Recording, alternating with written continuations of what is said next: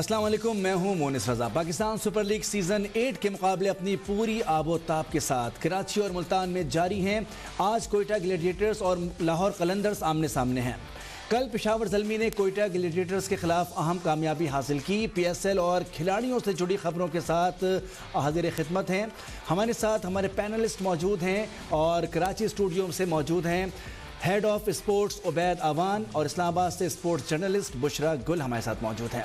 जी उबैद, बताइएगा कि कल का मैच हमने देखा और आज जो एक अहम मैच होने जा रहा है, इन दोनों पर हम आज बात कर लेते हैं और इसके साथ साथ वो टीमें जो पूरे इस टूर्नामेंट में मौजूद हैं उनके भी कुछ खिलाड़ियों के ऊपर तबसरे करेंगे, क्योंकि जो खबरें आ रही हैं उनके बारे में वो भी खासी दिलचस्प हैं।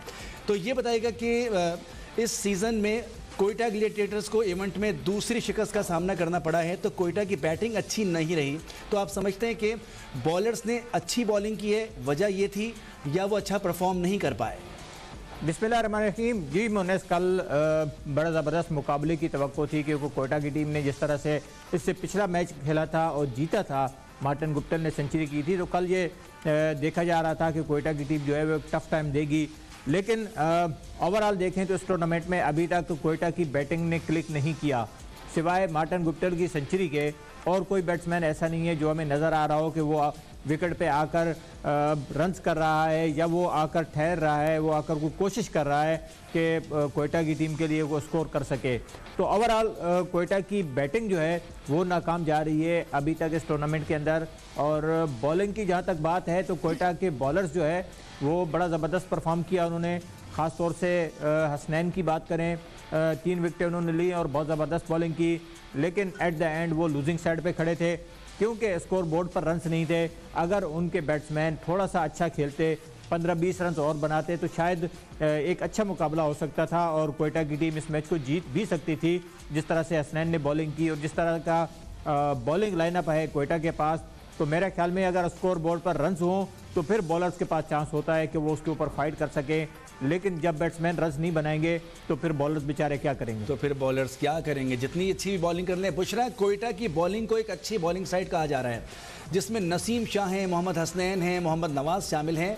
और कल उबैद ने भी कोयटा की बॉलिंग और पेशावर की बैटिंग का मुकाबला करार दिया था, लेकिन पेशावर के बॉलर्स हमें ज़्यादा हावी नज़र आए। बिस्मिल्लाहिर्रहमानिर्रहीम। बिल्कुल कल का जो मैच हुआ उसके बारे में यही कहूँगी कि गलतियाँ भी काफ़ी ज़्यादा नज़र आई हैं और गलतियों पर काम भी किया गया है। अगर पहले मैं पेशावर की बात करूं, जिन्होंने कल मैच विन किया है, तो कल पेशावर का मैं बार बार पहले बोलती थी कि पेशावर की बॉलिंग जो है वो बहुत ज़्यादा सफ़र कर रही है, उस पर काम करने की ज़रूरत है, क्योंकि इससे पहले बैटिंग का पेशावर की कदरें बेहतर थी। लेकिन मैं ये कहूँगी कि कल जिस तरह उन्होंने चेंजिंग्स की हैं और उस्मान कादर ने जिस तरीके से परफॉर्म किया है वो ज़बरदस्त था। अरशद की जिस तरीके से बॉलिंग में एंट्री थी वो ज़बरदस्त रही है पेशावर के लिए। वहाब स्टिल डिस्टर्ब नज़र आए हैं, लेकिन वही बात आती है कि 2 नए एडिशन ने कवर कर लिया बॉलिंग में पेशावर ज़ल्मी को। लेकिन बैटिंग लाइन जो है वो पेशावर ज़ल्मी की मुझे कुछ ख़ास नज़र नहीं आई है, क्योंकि अभी तो काफ़ी मैचेस पड़े हैं पेशावर को। वही बात आती है कि अगर एक डिपार्टमेंट में ठीक होता है तो दूसरे में लैग करना शुरू हो जाता है। बहरहाल कल को इतना बड़ा टोटल स्कोर नहीं था। कोयटा के बारे में मैं ये बात करूंगी कि कोयटा अभी तक PSL मैचेस में सबसे कम टोटल स्कोर करने वाली टीम है, सबसे कम टारगेट देने वाली टीम है। कल कोयटा का एक वक्त में ऐसा लग रहा था कि शायद ये इस दफ़ा 100 भी ना कर सके, लेकिन इफ्तिखार को थोड़ा दाद देना चाहूँगी कि इफ्तिखार ने कदरे बेहतर खेला और टीम के को जो है वो 150 अबव 154 तक वो लेकर गए, जो कि बहुत ज़रूरी था। तो वही बात आती है कोयटा में, कभी अगर गुप्टिल चल जाए तो ठीक है, स्कोर बन जाता है, अगर ना चलें तो लगता ऐसे है कि 100 से अबव कोयटा का जाना मुश्किल है। तो कोयटा को बैटिंग पर बहुत काम करने की ज़रूरत है। दूसरी तरफ अगर उनकी बॉलिंग की बात करूँ तो मैं ये समझती हूँ कि कोयटा की बॉलिंग जो है वो अभी तक इस टूर्नामेंट की ज़बरदस्त बॉलिंग अटैक चल रहा है, ख़ास तौर पर हसनैन और नसीम शाह की सूरत में। लेकिन मैं कल एक क्वेश्चन मार्क सरफराज की कैप्टनसी पे है कि उन्होंने कल हसनैन और नसीम शाह को बड़ा लेट इस्तेमाल किया है, वो समझ से बालातर है। वरना मेरा ख्याल ये था कि अगर इन दोनों प्लेयर्स को ऊपर के नंबर पर ये ओवर्स देते तो मेरे ख्याल में रिजल्ट इससे डिफरेंट होता और ऐसा नहीं था कि कोयटा जो है वो अपने स्कोर को डिफेंड नहीं कर सकती थी। लेकिन आप देखें कि नसीम शाह ने जब आके असनैन ने जब आके 2 विकेट्स ली हैं तो उसके बाद नवाज को जो ओवर दिया गया है वो काफी एक्सपेंसिव पड़ गया कोयटा को। तो इसी तरीके से नसीम शाह का लेट आना और नवाज और कैश की सूरत में एक्सपेंसिव ओवर पड़ना कोयटा को बहुत ही ज्यादा महंगा पड़ गया है। तो अब देखना ये होगा कि कोयटा के सामने भी गलतियां हैं और पेशावर ज़ल्मी भी जो है वो अभी स्टिल सफर कर रही है, तो कितना इन पर वर्कआउट करती हैं क्योंकि अभी उनके मैचेस काफी पड़े हुए हैं और इनको मेहनत भी अभी काफी करनी होगी। बिल्कुल, सरफराज को सोचना होगा कि क्या प्लेसिंग होनी चाहिए बॉलिंग अटैक में। कोयटा की बैटिंग मुसलसल नाकामी का शिकार रही है उबैद, हालांकि जैसन रॉय, सरफराज अहमद, उमर अकमल, इफ्तिखार अहमद, मार्टिन गुप्टिल, मोहम्मद नवाज की सूरत में एक बेहतरीन बैटिंग लाइन इनके पास मौजूद है, तो फिर ये क्लिक क्यों नहीं कर पा रहे हैं? जी बिल्कुल मोहन, सही कहा आपने। कोयटा की बैटिंग जो है वो अभी तक उसकी कमज़ोरी नज़र आ रही है और तमाम मैचेस में हमने देखा कि जो मैचेस अब तक खेले हैं तो कोयटा की बैटिंग जो है वो अपनी बॉलर्स को सपोर्ट नहीं कर रही, क्योंकि जब तक बैट्समैन रन्स बनाकर नहीं देंगे, स्कोर बोर्ड पर नहीं रखेंगे, तो बॉलर्स के पास चांसेस जो है वो बहुत महदूद होते हैं। कल भी यही देखा हमने, अगर कोयटा की टीम 180 तक पहुंच जाती तो मेरे ख्याल में इस मैच में बहुत ज़्यादा इंटरेस्ट होता और बहुत ज़्यादा चांसेस थे कि कोयटा की टीम जो है इस मैच को जीत सकती थी। लेकिन वही हुआ, कोयटा के बैट्समैन जो है वो एक मरतबा फिर नाकाम रहे। आपने कहा कि पेशावर के बॉलर्स कामयाब रहे, तो मैं उस पेशावर के बॉलर से ज़्यादा कोयटा के बैट्समैनों को इसका ब्लेम करूंगा कि कोयटा के बैट्समैन जो है वो नाकाम रहे, जिसकी वजह से बॉलर्स हावी हुए। लेकिन कल उस्मान कादिर को खिलाया गया और कराची में हमने देखा कि स्पिनर्स जो है उनको सपोर्ट मिल रही है और उनको उस्मान कादिर को भी सपोर्ट मिली, उन्होंने 2 विकेटें ली। तो ये एक ऐसी चेंज थी जो कि पेशावर के लिए काफ़ी अच्छी साबित हुई, क्योंकि पिछले मैचेस में हमने देखा कि पेशावर की जो बॉलिंग थी उसके अंदर जो है हमें काफ़ी वीकनेस नज़र आ रही थी।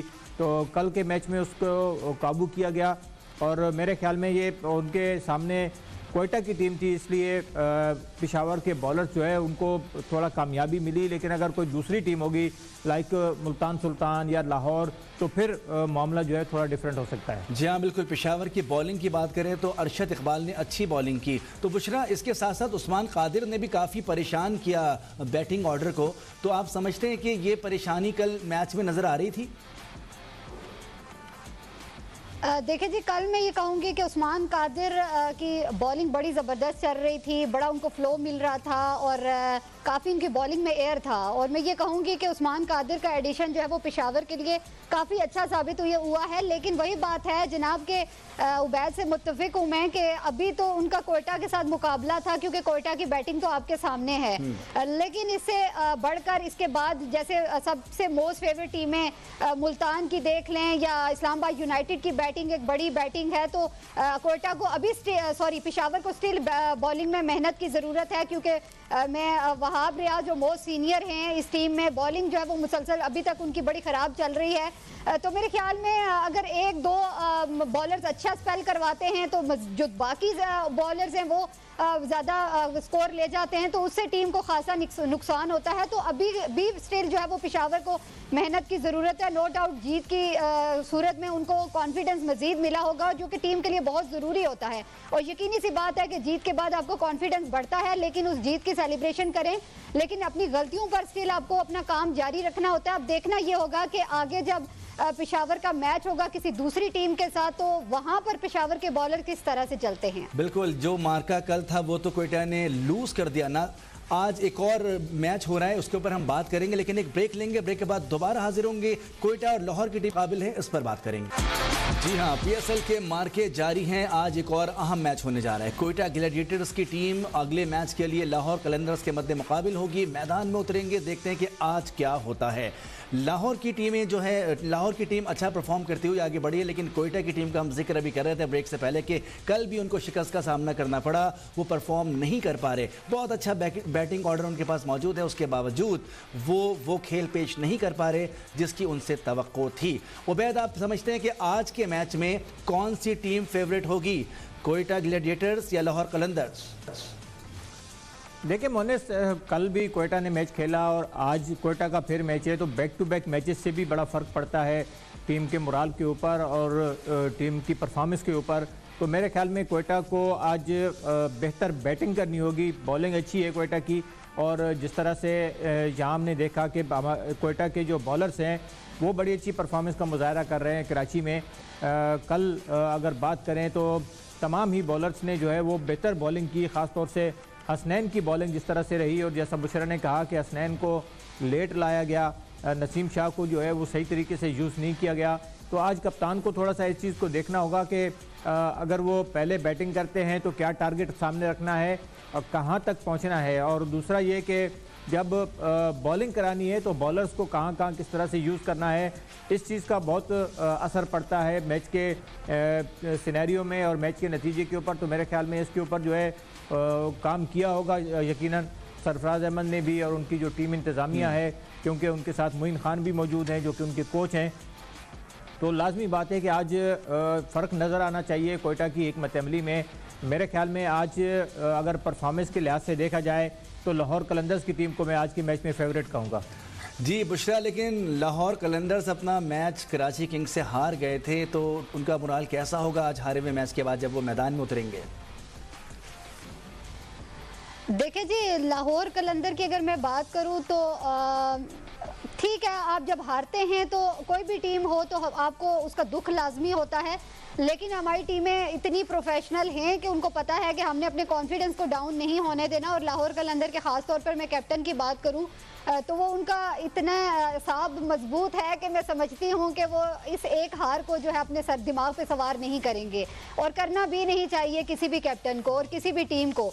तो मैं ये समझती हूँ कि ठीक है, उनका पहला मैच था कराची में, उन्होंने खेला है, कंडीशन से भी वो वाकिफ़ हो गए होंगे, लेकिन साथ ही साथ जो है वो गलतियां भी जो उनसे हुई थी उसके ऊपर भी उनका ध्यान लाजमी सी बात है गया होगा। और इस दफ़ा हम देखेंगे कि जिस तरीके से राशिद खान की आ रही है सुनने में कि इस दफ़ा वो भी टीम को ज्वाइन कर रहे हैं, तो वो एंट्री भी फ़ायदेमंद साबित हो सकती है। बाकी वही बात आती है कि लास्ट में अगर हमने उनकी परफॉर्मेंस में कोई गलतियाँ देखी थी तो वो यही थी कि कुछ बैटिंग में डिसीजन लेने थे जो कि गलत लिए गए थे, नंबरिंग की जो बात थी वो गलत थी।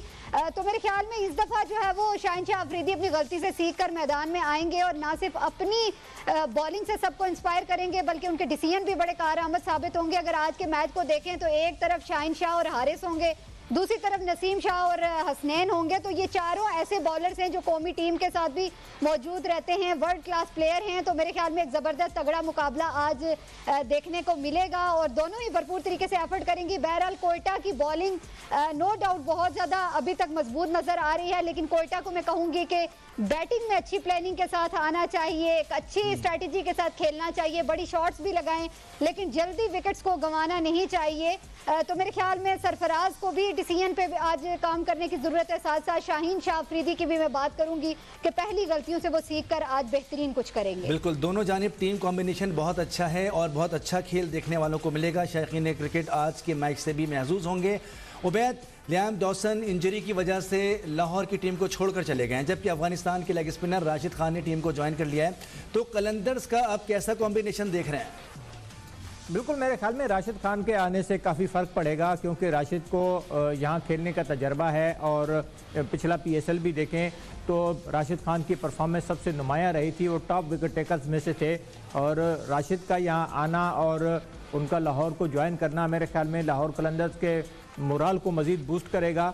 और कराची में हमने देखा जिस तरह कल उस्मान कादिर को भी हेल्प मिली, वो भी लेग स्पिनर हैं और राशिद खान भी लेग स्पिनर हैं। तो अगर जिस तरह की हेल्प मिली है उस्मान कादिर को कल रात को, इसी तरह की अगर हेल्प मिलती है राशिद खान को भी, तो वो बड़े अच्छे टच में हैं। वो अभी सीरीज़ खेल कर आ रहे हैं, अफ़गानिस्तान और UAE की सीरीज़ हुई थी तो वहाँ से वो डायरेक्ट यहाँ पर आए हैं। तो मेरे ख्याल में उनका आना जो है वो बहुत ज़्यादा फ़ायदेमंद साबित होगा लाहौर कलंदर्स के लिए। और उनके जो मुखालिफ बैट्समैन, जितनी भी मुखालिफ टीमें हैं, उनके लिए ये ख़तरे की अलामत है कि लाहौर कलंदर्स की टीम अब मज़ीद मजबूत हो गई है। बिल्कुल। मोहम्मद हफीज़ क्या करेंगे बुशरा बताएं? ऑलराउंडर मोहम्मद हफीज़ पहले लाहौर के साथ थे, लाहौर ने उनको रिलीज़ कर दिया, अब कोयटा का हिस्सा हैं, तो ग्लैडिएटर्स के साथ जब मैदान में उतरेंगे तो क्या बदला लेंगे लाहौर से? देखिए जी, बड़े ही एक्सपीरियंस खिलाड़ी हैं हफीज़, और जहां तक आपने बात की कि अब जो है वो वही बात आती है कि कोयटा के साथ जनाब वो खेल रहे हैं, लाहौर की टीम के साथ पहले थे, तो ट्रेड होती रहती है। और वही बात आती है कि जब आप मैदान में उतरते हैं तो जाहिर सी बात है कोशिश आपकी होती है कि आप बेस्ट करके दें, क्योंकि आपके फैंस आपको देख रहे होते हैं। आपका एक पुराना इमेज जो है वो सबके सामने होता है, आपने इतनी प्रोफेशनल क्रिकेट खेली होती है। तो मैं पहले भी बात कर रही थी हफीज़ की सूरत में, और लास्ट में उमर अकमल को तो नहीं खिलाया गया था, लेकिन हम चाहते थे कि अगर वो टीम के साथ हैं और ये पुराने खिलाड़ी जो हैं मौजूद हैं टीमों के साथ, तो इनको अपनी परफॉर्मेंस देनी चाहिए। ना सिर्फ ये PSL नए खिलाड़ियों को सामने लाता है, नए टैलेंट को सामने लाता है, बल्कि जो पुराने प्रोफेशनल खिलाड़ी होते हैं उनकी भी गेम को सबके सामने लाता है। तो मेरे ख्याल में बहुत ज़रूरी होता है कि हमारे जो वो खिलाड़ी जो कि कौमी टीम के साथ भी रहे हैं या मौजूद हैं, उनको अपनी इस PSL में अपनी गेम खुलकर सामने लानी होती है, अपनी ट्रिक्स जो है वो सबको बतानी होती हैं, अपने यंगस्टर्स को जो है वो साथ लेकर चलना होता है। तो उनकी गेम जो है वो बहुत ज़रूरी होती है कि सबके सामने अच्छे तरीके से आए। बिल्कुल, मोहम्मद हफीज़ सीनियर प्लेयर, और आज देखेंगे कि वो मैदान में कुछ नया करेंगे, कुछ अच्छा करेंगे, कुछ बेहतर करेंगे। उनके चाहने वाले उससे यकीनी तौर पर महसूस होंगे। लाहौर की बैटिंग भी उबैद चल रही है और बॉलिंग लाइन तो बहुत ज़्यादा तगड़ी है। तो क्या आज कोयटा के बॉलर्स लाहौर के बैट्समैनों को रोक पाएंगे?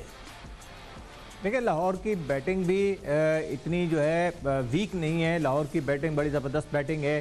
पहले ही मैच में हमने देखा कि 200 रन जो है उन्होंने चेज़ किया मुल्तान सुल्तान के ख़िलाफ़। तो लाहौर की बैटिंग बहुत ज़बरदस्त है, और कराची में अगर उन्हें जितना भी बड़ा टारगेट मिले तो मेरे ख्याल में लाहौर के बैट्समैन जो है वो उसको अचीव कर सकते हैं। आप उनके पास देखें उनका बैटिंग लाइनअप जिस तरह से चल रहा है, अगर आप देखें फ़खर जमान जो ऐसे बैट्समैन हैं जो कभी भी किसी भी वक्त चल सकते हैं। बाकी उनके पास एक 7वें 8वें नंबर तक की जो है वो बैटिंग लाइनअप मौजूद है। डेविड वीज़ा हो और उसके साथ बाकी जितने भी प्लेयर्स हैं तो वो बड़े अच्छे टच में नज़र आ रहे हैं। तो लाहौर की बैटिंग अगरचे हमने देखा कराची के ख़िलाफ़ इतनी अच्छी नहीं चली, लेकिन उसके बावजूद अब वो दूसरा मैच खेल रहे हैं कराची के अंदर, तो यकीनन यहाँ का उन्हें एक्सपीरियंस हुआ होगा और वो एक्सपीरियंस उनके काम आएगा। तो मेरे ख्याल में लाहौर की बैटिंग और कोयटा की बॉलिंग का मुकाबला होगा, और कोयटा के बॉलर्स अगर आज बेहतर बॉलिंग में कामयाब हुए तो फिर लाहौर को वो काबू कर सकते हैं। बिल्कुल, हमने प्लेयर्स पे काफ़ी बात कर ली, हमने ट्रिक्स पे काफ़ी बात कर ली। आज मैदान में क्या होने जा रहा है, हम टॉस पे भी बात करेंगे और कुछ हम लक पे बात करेंगे, लेकिन एक ब्रेक लेंगे, दोबारा हाजिर होंगे।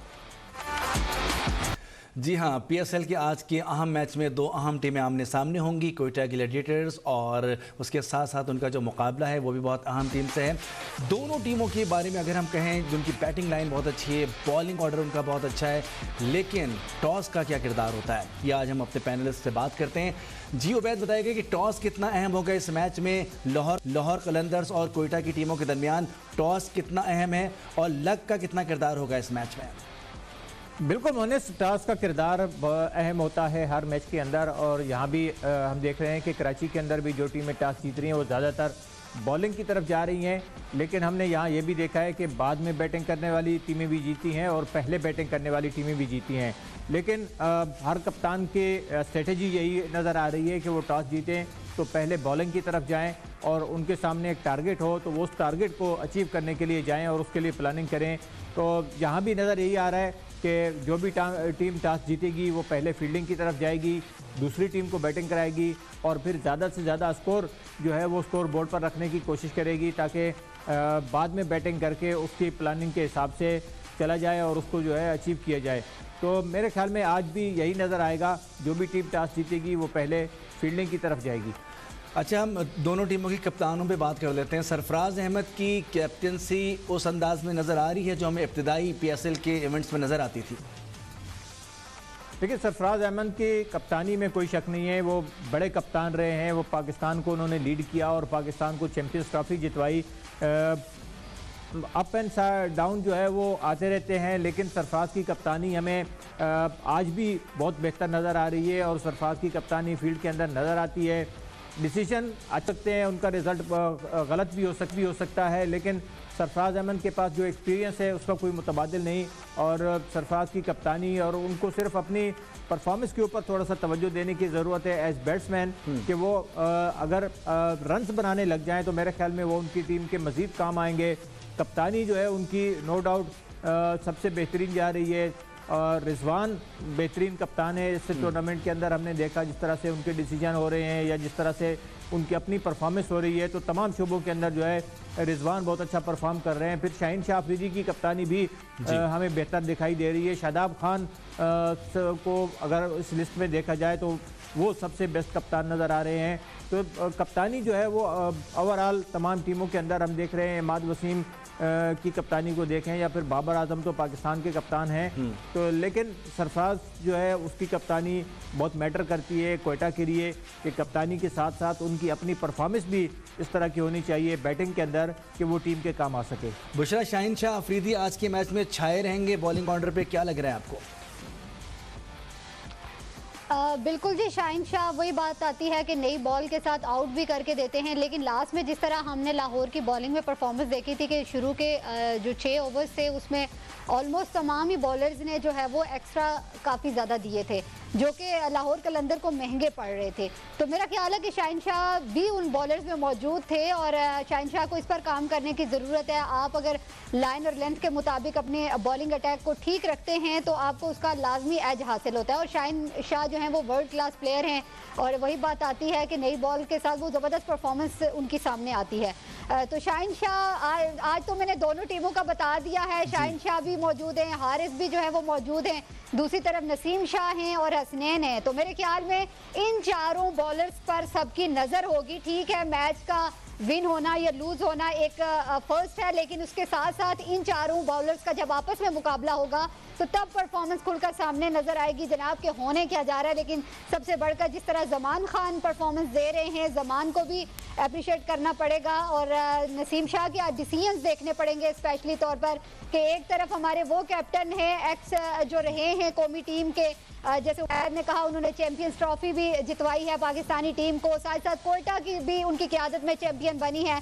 तो दूसरी तरफ जो है वो शाहीन शाह अफरीदी हैं। तो आज ये भी देखने को मिलेगा कि एक्सपीरियंस और यंग खिलाड़ी के कैप्टनसी में कितना फ़र्क है और कितना रिजल्ट किस तरीके का सामने आता है। बिल्कुल, आज का मैच तो यकीनी तौर पर बहुत दिलचस्प होने जा रहा है। कल एक और बहुत अहम मैच है मुल्तान में, कराची किंग्स और मुल्तान सुल्तान आमने सामने होंगे। और क्या देख रहे हैं इस मैच में, किसका पलड़ा आपको भारी लग रहा है उबैद? जी बिल्कुल, कल पहुंची है कराची किंग की टीम मुल्तान में अपना अगला मैच खेलने के लिए। और कराची किंग 4 मैच खेल चुकी है, 4 में से 3 हारी है और 1 मैच जीता है। दूसरी तरफ मुल्तान है तो मुल्तान के हौसले यकीनन बुलंद होंगे क्योंकि होम ग्राउंड पर वो कामयाबियां समेटते हुए आ रहे हैं। तो मेरे ख्याल में इस मैच में मुल्तान की टीम को एज हासिल होगा। इस पर मजीद बात कर लेते हैं बैद, बुशरा भी हमारे साथ मौजूद है, एक ब्रेक ले लेते हैं, दोबारा हाजिर होंगे और इस पर बात करते हैं।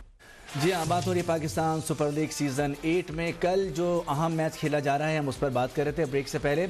जी उबैद, कल के मैच के बारे में आप क्या कहेंगे? मुल्तान के स्टेडियम में जब मुल्तान सुल्तान अपने होम ग्राउंड पे मौजूद होंगे, कराची किंग्स जो अपने होम ग्राउंड पर बहुत अच्छा परफॉर्म नहीं कर पाए, तो हो सकता है कि मुल्तान में वो अच्छा खेलने लगे?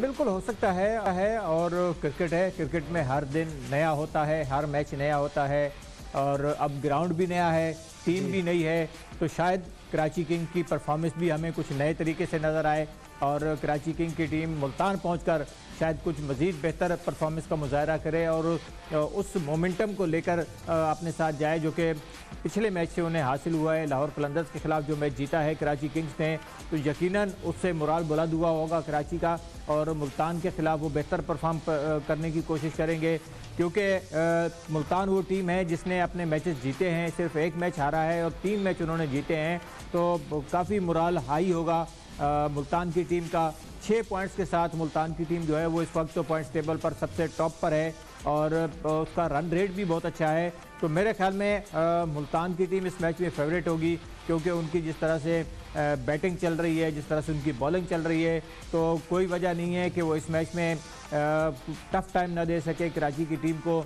लेकिन कराची की टीम को एक बार फिर अपनी बैटिंग ख़ास तौर से जो है उसके ऊपर तवज्जो देने की ज़रूरत है। बॉलिंग उनकी कुछ बेहतर नज़र आई है लेकिन तमाम शोबों के अंदर जो है वो तो अगर ज़बरदस्त परफॉर्म करेंगे तो फिर मुल्तान के ख़िलाफ़ वो कामयाबी हासिल कर सकेंगे। अच्छा बुशरा, मुल्तान की टीम तो इतना अच्छा खेल रही है कि उसने आपकी पसंदीदा टीम इस्लामाबाद को भी हरा दिया, तो जब कराची के मद्दे मुकाबिल होंगे, जो अब कराची अपने होम ग्राउंड पे अच्छा नहीं खेल पाए, तो क्या मुल्तान में खेल पाएंगे? देखें जी, मैं ये कहूँगी कि ज़बरदस्त मैच होने जा रहा है कराची वर्सेस मुल्तान, लेकिन वही बात आती है कि मुल्तान के लिए कराची के सिवा कुछ नया नहीं है, कराची के मैच के सिवा, क्योंकि मुल्तान का अपना होम ग्राउंड है, होम क्राउड है, और उसके अलावा जिस तरीके से उनकी परफॉर्मेंस रही है और जिस तरह उबैद ने बताया उनके पॉइंट्स भी सबसे ज़्यादा हैं और उनका कॉन्फिडेंस भी इस टाइम जो है वो बहुत हाई होगा। लेकिन दूसरी तरफ मैं ये कहूँगी कि कराची किंग्स अब विनिंग ट्रैक पर आ चुकी है, विनिंग कॉम्बिनेशन के साथ मैदान में आ चुकी है, तो कराची के लिए बहुत ज़रूरी है जनाब के बड़ा संभल कर भी खेलें और बड़े अच्छे डिसीजंस लेने की भी ज़रूरत है। ये नहीं है कि कराची हरा नहीं सकती मुल्तान को, लेकिन यहाँ पर जो फैसले लिए जाएंगे बैटिंग में, बॉलिंग में, स्पेशली फील्डिंग बहुत मैटर करेगी, तो वो कराची को के लिए रिजल्ट सामने आएंगे कि किस तरीके से रिजल्ट आते हैं। लेकिन वही बात आ जाती है, मेरी नज़र जो है वो कराची के हैदर अली पे है और मुल्तान के शान मसूद पे है, क्योंकि उसकी वजह यह है कि अभी तक जितने भी मैचेस हुए हैं इन दोनों की कारकर्दगी को खातिर ख्वाह नहीं है और कौमी टीम के साथ भी जनाब ये रहते हैं वक्तन फ़वक्तन और इनकी परफॉर्मेंस पे भी सवालात उठते रहते हैं। तो बहुत ज़रूरी है जनाब के PSL में हम ओवरऑल कारकर्दगी भी टीमों की देखते हैं, लेकिन इंडिविजुअली भी हम देखें कि जनाब जो कौमी टीम के साथ चल रहे हैं वो वहाँ पे भी अगर परफॉर्म नहीं कर रहे तो वो PSL में कैसे करके दे रहे हैं, तो उनका फॉर्म में आना बहुत ज़रूरी है। बहरहाल अभी तक तो लग यही रहा है कि मुल्तान सुल्तान जो है वो हर डिपार्टमेंट में बेस्ट कर रही है, उनके बैट्समैन बहुत अच्छे हैं, बॉलर्स बहुत अच्छे हैं, फील्ड बड़ी अच्छी है, कैप्टन बड़ा ज़बरदस्त परफॉर्म कर रहे हैं। तो दूसरी जानिब में कराची को भी दाद दूंगी क्योंकि कराची के लिए बहुत ज़रूरी थी एक जीत जो कि उनको मिल चुकी है, लेकिन उनके लिए एक नया ग्राउंड है, कंडीशंस नहीं होंगी, तो देखना होगा कि क्या इमाद वसीम और उनकी प्लेइंग 11 यहाँ पर उनको ये कंडीशन सूट करती हैं या उनकी जो स्ट्रैटेजी होगी या उनके अकॉर्डिंग टू सिचुएशन जो डिसीजन होंगे वो कैसे साबित होंगे कराची के लिए। जी हाँ बिल्कुल, अब शुक्रिया अदा करेंगे। हमारे साथ हमारी स्पोर्ट एनालिस्ट जर्नलिस्ट बुशरा गुल मौजूद हैं और हमारे हेड ऑफ स्पोर्ट्स उबैद हमान। आज के मैच के बारे में जहां हमने बातें की, प्लेयर्स के बारे में बात की, कॉम्बिनेशन के बारे में बातें की, यकीनी तौर पर आज कोयटा ग्लैडिएटर्स और लाहौर कलंदर्स आमने सामने होंगे और शायकीनी क्रिकेट को बहुत अच्छी क्रिकेट देखने को मिलेगी। कल होने वाले मैच में कराची की टीम मुल्तान पहुंच चुकी है, मुल्तान सुल्तान्स जो बहुत अच्छा परफॉर्म कर रहे हैं। यकीनी तौर पर कराची के लिए कल का मैच इस टूर्नामेंट के लिए टर्निंग पॉइंट हो सकता है। इजाज़त दीजिए, अल्लाह हाफ़िज़।